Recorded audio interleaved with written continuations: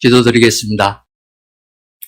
할렐루야. 사망 권세를 이기시고 부활하심으로 저희에게 영원한 승리를 주신 주님, 찬양과 경배를 올려드리오니 영광받아 주시옵소서. 다시 사신 예수님을 기념하는 부활주일을 맞아 생명 되시는 예수 그리스도가 이곳에 계심을 믿고 주님 전에 나왔습니다. 이 자리에 함께 하시고 드려지는 예배를 받으시오며 모두가 예수님을 만나고 참 소망의 자유함을 얻는 귀하고 복된 시간 되게 은혜 내려 주시옵소서. 그러나 이 기쁘고 영광스러운 날에 저희의 마음은 연약하고 악한 존재들임을 고백합니다. 주님께서 부활하심으로 말미암아 참된 소망을 주시고 교회를 굳게 세웠음에도 불구하고 저희들은 여전히 주님의 부활을 의심하여 순종하지 못했던 의심 많은 연약한 존재들이었습니다. 아버지, 이러한 저희들을 불쌍히 여겨 주시옵소서. 이 시간 모든 심령에 성령님 부활의 믿음을 갖게 하셔서 이 땅에서 살아가는 동안 참된 진리와 소망으로 살아가는 저희들 되게 인도하여 주시옵소서. 또한 순종이 제사보다 낫다라고 말씀하신 것처럼 저희들 의미 없이 드려지는 예배자가 아닌 말씀에 순종하여 살아가는 복된 주의 자녀들 되게 하옵소서. 이 나라와 통치자와 정사를 맡은 모든 이들에게 하나님을 아는 죄를 허락하셔서 이 땅의 불의와 부정이 사라지고 또한 남북으로 갈라진 이 나라가 주님의 복음으로 하루속히 통일되는 놀라운 축복의 역사가 일어나게 하옵소서. 지금 자신의 메시아라 칭하는 많은 악한 세력들이 있습니다. 이러한 악한 세력들을 인하여 많은 교회들이 핍박받는 안타까운 현실입니다. 아버지, 이 땅에서 하나님을 대적하는 많은 악한 세력들을 대적하기 위하여 분별할 수 있는 저희 심령을 성령의 밝은 빛으로 채워주시고 삶에서 승리할 수 있도록 역사하여 주시옵소서. 고난 없이 영광이 없듯이 지금의 환난과 고난이 교회와 성도들을 하나 되게 하시며 하나님께 영광 돌려드리지게 하옵소서. 이곳에 교회를 세워주시고 지금까지 인도하여 주신 하나님 감사합니다. 저희 교회가 날로 성령 충만한 교회가 되어 교회를 찾는 발걸음마다 주님의 임재를 체험케 하시옵고 부활이 담대한 신앙으로 믿지 않는 세상을 위하여 새 생명의 복음을 전하는 교회 되게 하시옵소서. 우리 이웃들에게 본이 되고 십자가의 사랑을 전하며 성도 간의 사랑으로 교제하며 기도하는 아름다운 교회 되게 하옵소서. 하나님 아버지, 특별히 간구하옵기는 이 재단에 꿇어 엎드린 사랑하는 성도들의 기도와 간구를 주께서 들으시고 응답해 주시옵소서. 먼저 하나님 말씀대로 살아가는 믿음을 허락하시고 생활 속에서 삶 전체를 통하여 주님의 영광을 드러내는 살아있는 믿음을 허락하시옵소서. 또한 모든 성도들을 각 심령마다 성령 충만하게 임하여 주셔서 모든 것들이 치유와 회복을 통하여 자유함으로 감사와 기쁨으로 주님을 찬양할 수 있는 삶이 되게 하시옵소서. 주님의 교회를 사랑하며 곳곳에서 몸을 들여 헌신하는 성도들이 있습니다. 차량으로, 안내로, 방송으로, 찬양으로, 반주로, 교사로, 식당 등 수고하는 모든 이들에게 주께서 주시는 기쁨이 충만하게 하시옵소서. 말씀 듣는 시간입니다. 이 시간 생명의 귀한 말씀을 전하시는 목사님을 십자가의 능력으로 붙들어 주시고 영과 육을 강력히 하여 주옵소서. 모든 성도들 말씀을 들을 때에 왜 주님께서 고난의 종으로 예루살렘에 입성하시고 십자가의 고난을 받으셔야만 했는지 심령 깊숙이 깨닫는 시간이 되게 하시옵소서. 복된 찬양으로 하나님께 영광 올려드리는 호산나 찬양단을 축복하여 주시옵고 부활이요 생명 되시는 예수 그리스도의 이름으로 기도드리옵나이다. 아멘.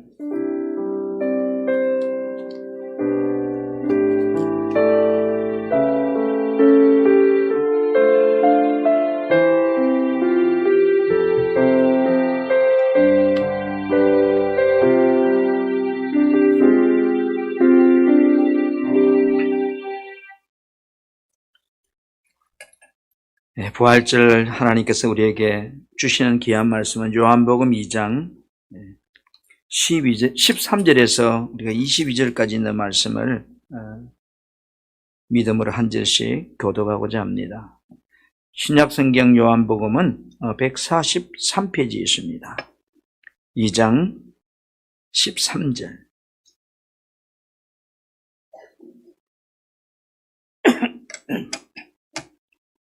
여러분, 제가 먼저 말씀을 교독합니다. 유대인들의 유월절이 가까운지라 예수께서 예루살렘으로 올라가시더니 성전 안에서 소와 양과 비둘기 파는 사람들과 돈 바꾸는 사람들이 앉아 있는 것을 보시고 노건으로 채찍을 만드사 양이나 소를 다 성전에서 내쫓으시고 돈 바꾸는 사람들의 돈을 쏟으시며 상을 엎으시고 비둘기 파는 사람들에게 이르시되 이것을 여기서 가져가라. 내 아버지의 집으로 장사하는 집을 만들지 말라 하시니 제자들이 성경 말씀에 주의 전을 사모하는 열심히 나를 삼키리라 한 것을 기억하더라. 이에 유대인들이 대답하여 예수께 말하기를 내가 이런 일을 행하니 무슨 표적을 우리에게 보이겠느냐. 예수께서 대답하여 이르시되 너희가 이 성전을 헐라 내가 사흘 동안에 일으키리라. 유대인들이 이르되 이 성전은 46년 동안에 지었거늘 내가 3일 동안에 일으키겠느냐 하더라. 그러나 예수는 성전된 자기 육체를 가리켜 말씀하신 것이라. 죽은 자 가운데서 살아나신 후에야 제자들이 이 말씀하신 것을 기억하고 성경과 예수께서 하신 말씀을 믿었더라. 아멘. 여러분, 우리가 자연을 바라보고 있으면 참 신비롭다 그런 감탄이 나와요. 저는 식물을 참 좋아합니다. 나무 키우는 걸 좋아하고 하초를 좋아해서 하초를 이렇게 가꾸는 그 과정에서 새순이 올라올 때 너무 보람을 느껴요. 야, 생명이 움트는구나. 이것이 어떤 모습의 아름다운 꽃들을 피울 것인가 상상을 하면 너무 기대가 돼요. 그처럼 여러분, 죽었던 모습에서 생명이 움트는 것은 어린아이로부터 모든 사람이 다 좋아합니다. 우리가 지금으로부터 한 4개월 전만 해도 온 대지의 나무들이 낙엽을 다 떨어뜨리고 말라 죽은 것처럼 앙상하게 있던 그 식물들이 봄 기운을 타고 아름다운 꽃들 피우고 잎을 내는 이런 경이로운 장면들을 우리가 이렇게 경험하고 삽니다. 오늘 영의 세계도 마찬가지인 것 같아요. 이 부활의 생명을 바라보는 사람들에게는 낙심에서 소망으로, 절망에서 희망으로 우리에게 주시는 것이 부활이 아닐까. 오늘 이 부활의 축복이 여러분의 영혼에, 또 여러분의 가정에, 여러분의 사업장, 여러분의 인생 삶에 충만하게 넘쳐나기를 축복합니다. 한번 우리 따라하겠습니다. 예수님의 부활. 여러분, 우리는 예수 믿으세요 이렇게 말하면 예수 보여주면 믿을게. 보이지 않는 하나님을, 가보지 않은 천국과 지옥을 믿으라고 한다는 것은 정말로 어떻게 보면 미련한 말입니다. 사람이 가진 지식이나 신념을 통해서 믿을 수 있는 문제도 아니고, 심지어 예수님과 함께 직접 3년 동안 훈련받고 동고동락했던 그 제자들도 예수님께서 십자가에 달려서 죽으신다고 하자 또 죽자 다 실망하고 내 삶의 현장으로 다 돌아가 버렸습니다. 절망하며 갔던, 낙심하며 떠나갔던 그 제자들이 어떻게 다시 상상이 안 되는 그 삶을 사는 인생으로 바뀌었을까? 더 나아가서 예수를 버리고 갔던 그 제자들이 예수를 믿으라고 애치면서 증거하다가 순교하는 사람으로 바뀌어버렸을까? 이거는 사람의 지식과 상식으로는 설명이 안 돼요. 그러나 부활의 사건이 믿어지니까 그렇게 사람이 바뀌어버리더라는 거예요. 한 다른 부활은 예수님이 하나님이라는 사실을 말해주는 증거다. 사람들은 하나님 보여주면 믿을 게 그래 말이에요. 그죠? 하나님께서 모든 사람들에게 예수님이 창조주 하나님이라는 사실을 믿을 만 증거로 우리에게 제시해 준 사건이 바로 이 부활의 사건입니다. 우리들이 영적인 어둠 속에서 마귀와의 싸움에서 하나님이 우리에게 준 승리의 승부수는 다른 아닌 바로 부활.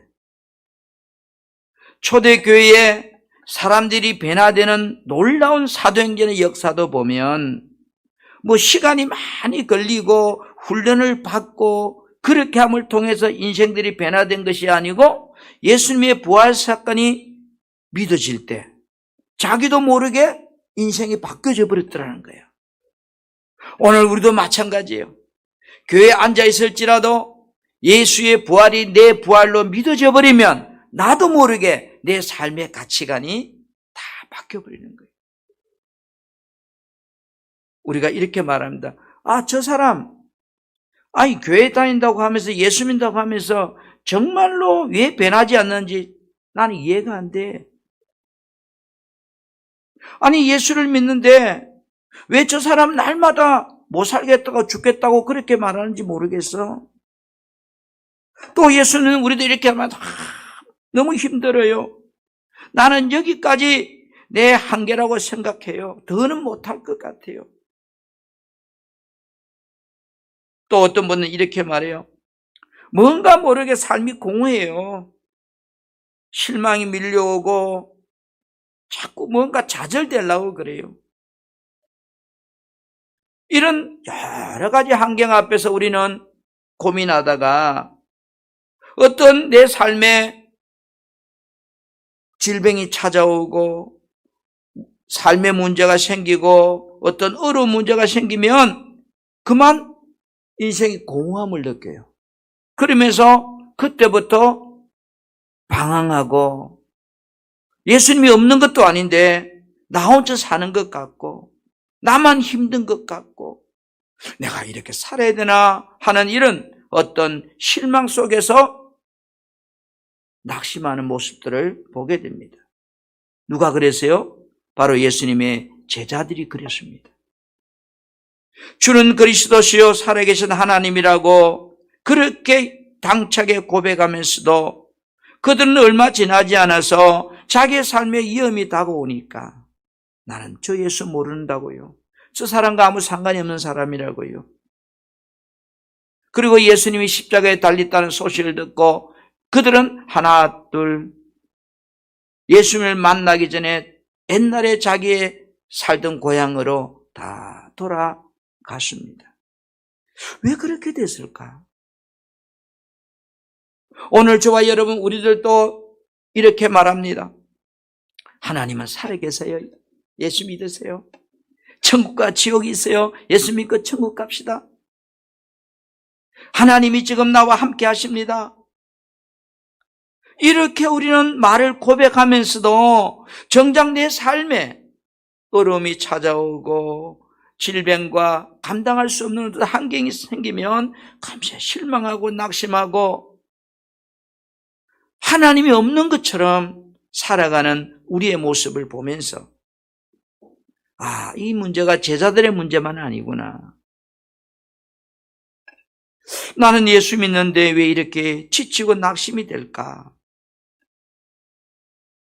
혹 나는 그 예수가 없는 게 아닌가? 이런 갈등도 하게 됩니다.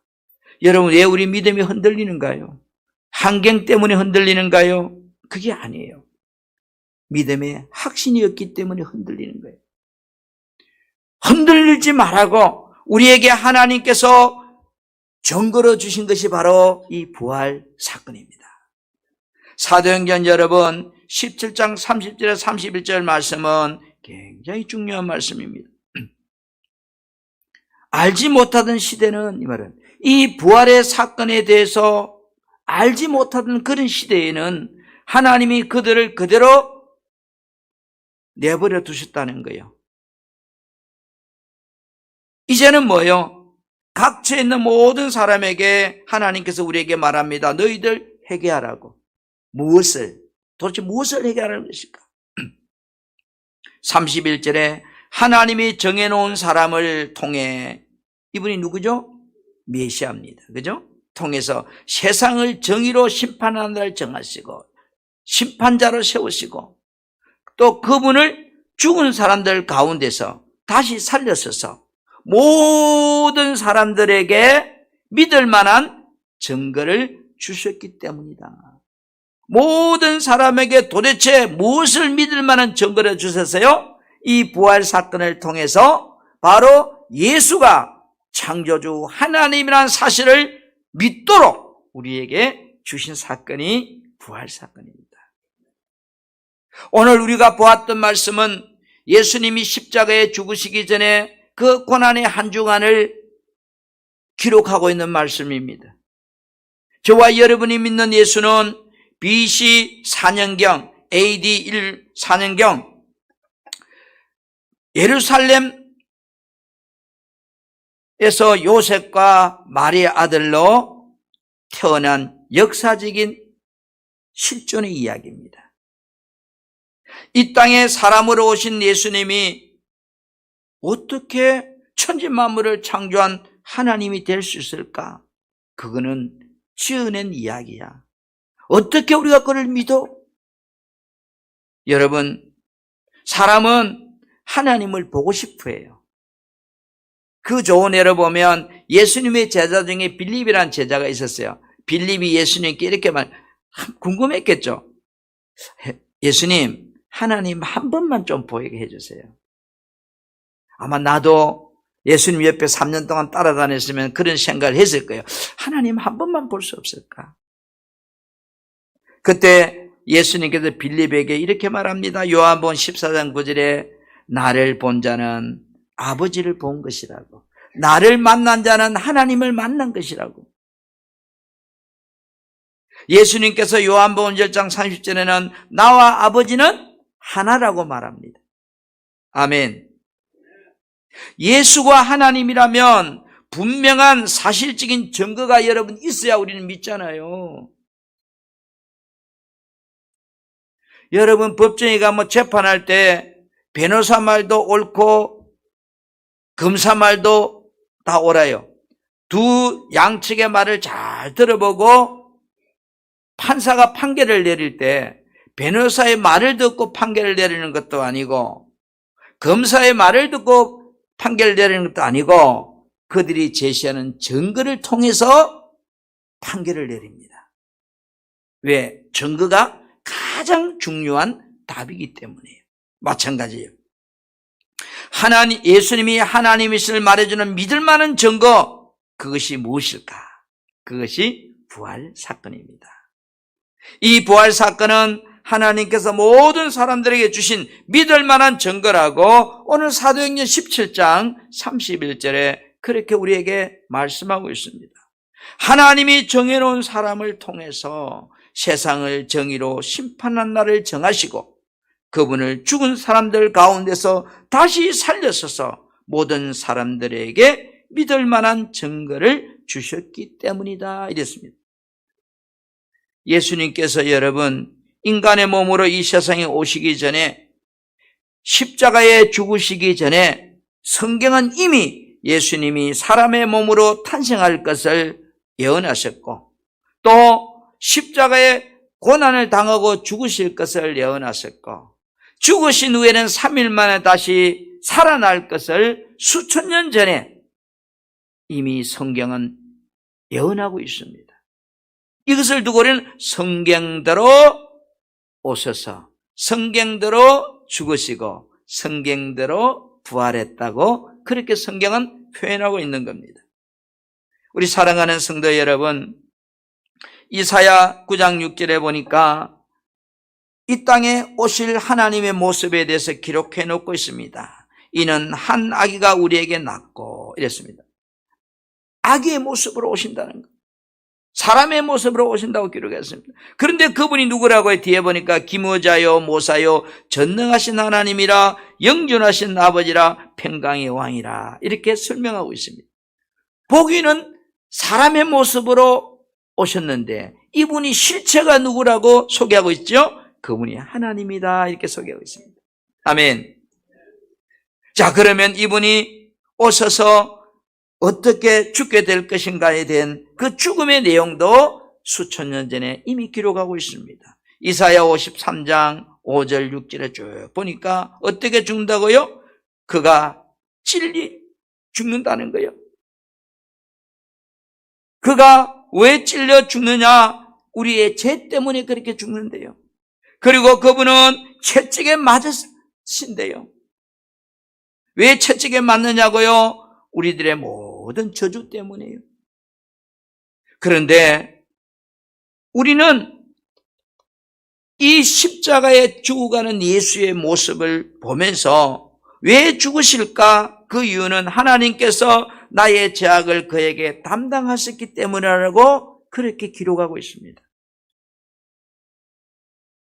여러분, 우리는 죽으면 다 끝난다고 생각하는 사람이 굉장히 많아요. 과연 사람이 죽으면 끝이 날까요? 죽음으로 끝나는 것이 아니고 시편 16편 10절에 예수가 죽은 후에 저 음부에까지 내려갔다가 다시 살아나실 것을 소개하고 있습니다. 사랑하는 우리 성도 여러분, 그래서 이 말씀을 우리는 고린도서 15장 3절 4절에 이렇게 표현하죠. 성경대로 그리스도께서 우리 죄를 위하여 죽으시고 장사 지낸 바 되셨다가 성경대로 사흘 만에 다시 살아났다. 이렇게 사도 바울은 정리하고 있습니다. 오늘 여러분, 예수님께서 당신이 죽기 전에 사랑하는 제자들에게 뭐라고 고백했습니까? 내가 예루살렘에 올라가서 장로들과 대제사장들과 서기관들에게 많은 고난을 받게 되고 죽음을 당하고 그 다음에 제3일에 살아난다고 한 것을 제자들에게 말씀하고 있습니다. 예수님은 성경대로 나의 죄를 위해서 죽었습니다. 그리고 성경대로 장사되었습니다. 성경대로 사흘 만에 다시 살아나셨습니다. 이 사실이 누가 지어낸 이야기가 아니고 역사적인 실체의 사건이라는 겁니다. 아멘. 확실한 역사적인 물적 증거는 우리들에게 예수님이 누구라는 것을 말해준다고요? 하나님이라는 사실을 우리에게 말해주고 있습니다. 이 같은 확실한 증거를 보고서도 예수가 하나님이라는 사실을 믿지 않는 자는 뭐라 그래요? 심판을 받게 될 것이다. 예수 그리스도의 이 부활은 예수가 천지 만물을 창조하신 하나님이라는 사실을 우리에게 믿을 만한 증거로 보여준 사건이다. 이것이 부활의 사건이다. 아멘. 두 번째는 여러분, 이 부활 사건은 성경의 모든 말씀이 사실임을 증거해 준 사건이다. 여러분, 성경을 읽다 보면 의심이 참 많이 생겨요. 그렇죠? 정말로 이런 사건이 있었을까? 아니, 좀 안 맞잖아? 우리가 성경에 기록된 말씀이 사실이라는 것을 어떻게 알 수 있을까?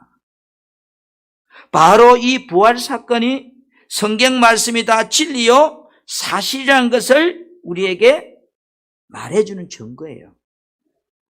아멘. 하나님께서 성경 말씀을 우리가 이 창세기부터 요한계시록 쭉 읽다 보면 이게 하나하나 깨달아지고 다 믿어지는 게 아니에요.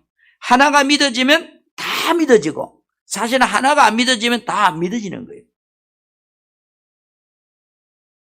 왜 그럴까? 어느 거는 믿어지고 어느 거는 안 믿는다는 말은 사실 어느 거는 또 안 믿는다는 말과 같은 거예요. 이 말은 어느 걸 믿어진단 말은 내 생각과 경험으로 믿으려고 하는 거지. 그럼 내 생각과 경험이 안 믿어지면 안 믿는 거지. 그러나 하나가 믿어지면 다 믿어진다는 것은 내 경험과 내 생각이 아닌 하나님의 말씀 앞에서 그대로만 믿어지는 거예요. 내가 믿고 싶지 않는데도 믿어지는 거예요.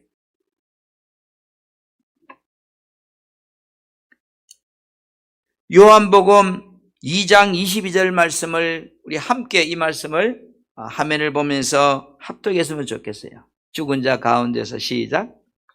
가운데서 살아나신 후에야 제자들이 이 말씀하신 것을 기억하고 성경과 예수께서 하신 말씀을 믿었더라. 아멘. 예수가 죽은 자 가운데서 살아난 후에야 예수님이 하신 말씀뿐 아니라 성경, 기록되어 있는 성경 이 말씀을 뭐요? 믿었더라 이 말이야. 그러면 그전에는 뭐요? 믿어보려고 했다는 말이나 같잖아요. 그죠? 믿으려고 했다는 거죠. 오늘 우리가 교회 나오니까 내가 이 성경을 믿어봐야지 믿으려고 하는 것이 아니라 성경에 기록된 말씀들이 믿었더라, 믿어졌다는 거예요.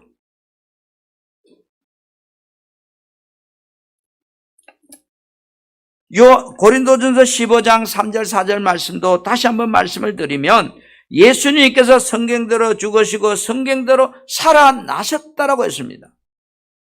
예수님의 부활 사건은 성경이 이미 예언한 말씀대로 이루어졌다는 거고, 부활 사건을 통해서 성경에 기록된 약속의 말씀들이 사실임을 당시의 모든 사람들이 모여 예수님의 부활하심을 통해서 증명되어 주고 있습니다. 그래서 성경 말씀에 대하여 누구도 부인하지 못하도록 하나님께서 그 증거로 부활 사건을 우리에게 주신 거예요. 아멘. 여러분, 우리들이 성경 말씀을 읽다 보면 이해 안 되는 많은 말씀들 앞에서 때로는 갈등합니다. 야, 정말로 그 홍해 바다가 갈라질 수 있느냐? 아내가 하나의 스토리를 만들었을 거야. 요단강이 갈라졌다니, 요단강 그래도 뭐 갈라질 수 있는데 홍해는 바다인데 어떻게 갈라질 수 있어? 여리고성이 뱅뱅 도는데 그 성이 으르르 무너질 때 그때 지진이 나서 무너졌겠지 뭐. 죽은 자가 살아났다는데 죽은 자가 아니고 졸 때에다 깨어났겠지 뭐. 병든 자가 고침받았다는데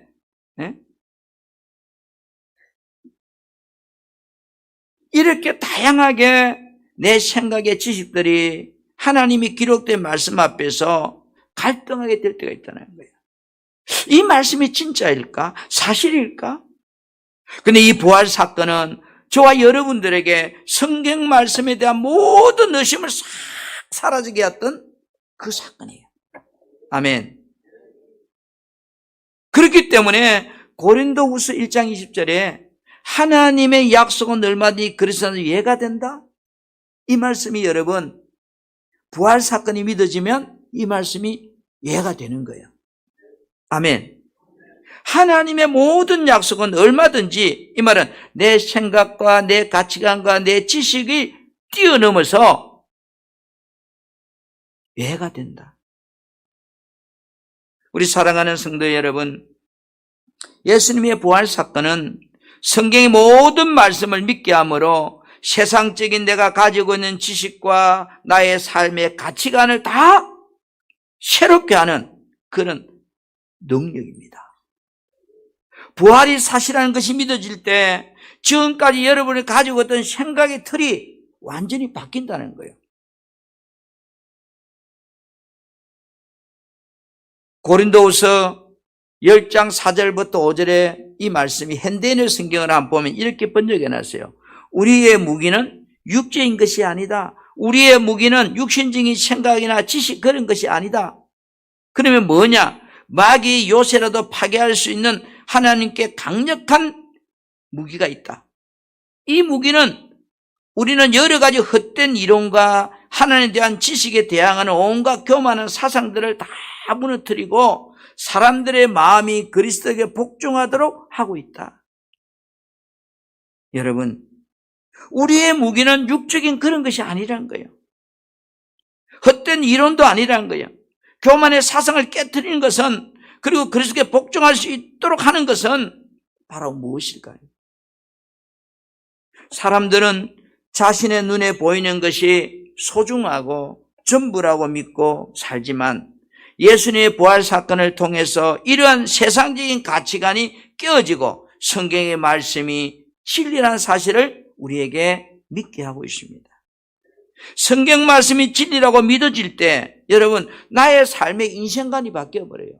내가 왜 살지? 라고 하는 가치관이 바뀌고, 내가 무엇을 소유하려고 하는 소유의 가치관도 바뀌고, 죽음의 가치관도 바뀌고, 가족에 대한 가치관도 바뀌고, 제 관점도 달라지고, 내가 세상적으로 살아가는 모든 이 삶의 가치관들이 육신적인 것에서 성경적인 가치관, 영적인 가치관으로 딱 바뀌어버려요. 그러니까 사람이 순식간에 할까닥 변해버리는 거예요. 아, 저 사람 이상해. 이해가 안 돼. 왜요? 세상적인 가치관이 영적인 가치관으로 바뀌어버리니까 사람이 달라져 버리는 거예요. 우리 사랑하는 성도 여러분, 고린도후서 4장 18절에는 우리 인생에 대해서 이렇게 설명하겠습니다. 우리가 주목하는 것은 보이는 것이 아니요, 보이지 않는 것인데, 보이는 것은 뭐요? 잠깐이다. 이 말은 잠깐이면 뻥게 번쩍하는 것과 같은 것을 잠깐이라고 그래요. 그런데 보이지 않는 것은 뭐요? 영원합니다.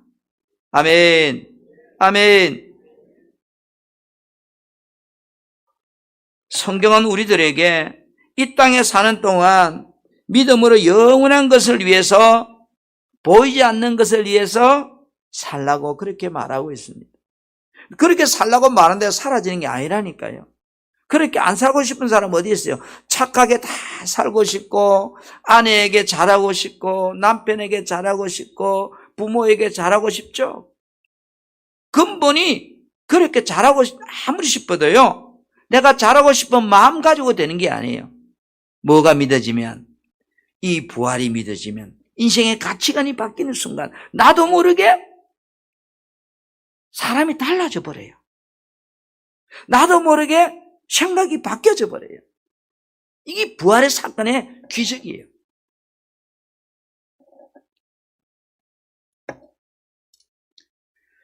그래서 부활 사건은 예수님이 성자 하나님이심을 우리에게 확증해 준 사건이다. 로마서 1장 4절에 성결의 영으로는 죽은 자들 가운데서 부활하사 능력으로 하나님의 아들로 선포되었으니 곧 우리 주 예수 그리스도다. 이 부활 사건은 나의 모든 죄가 사함받았다는 사실을 확정해 준 사건이다. 고린도전서 15장 17절에 그리스도께서 다시 살아나신 일이 없으면 너희 믿음도 헛되고 너희가 여전히 죄 가운데 있을 것이다. 이 부활 사건은 나를 향한 하나님의 사랑을 십자가로 확증해 준 사건이었습니다. 그래서 로마서 5장 8절에 우리가 아직 죄인 됐을 때 그리스도께서 우리를 위하여 죽으심으로 하나님께서 우리에 대한 자기의 사랑을 확증하셨습니다. 그리고 그 피로 말미암아 하나님 앞에 나를 의롭다고 해주셨다는 거예요. 우리 사랑하는 성도 여러분, 여러분은 정말로 예수 그리스도가 부활했다고 믿으시는가요? 적어놨으니 믿는 게 아니고 예수 그리스도의 부활을 믿느냐는 거죠. 그런데 오늘 새벽에 제가 말씀을 들었어요. 마가복음 16장을 통해서 예수가 살아났다고 말해도 제자들도 안 믿어. 아니, 예수님이 3일 만에 살아난다고 이야기했고 막 그 말씀대로 살아났는데도 안 믿어. 오늘 저와 여러분이 우리가 정말로 여러분이 예수를 이 부활을 믿는다면 예수님이 이렇게 말합니다. 믿지 않은 완악한 저들을 향해서 16장 이어서 하는 말씀이 너희는 가서 전도하라고 말합니다. 아니, 부활을 안 믿는 저들에게 가서 전도하라고 말합니다. 그럼 부활과 전도는 어떤 관계라는 거죠? 여러분, 전도가 뭐예요?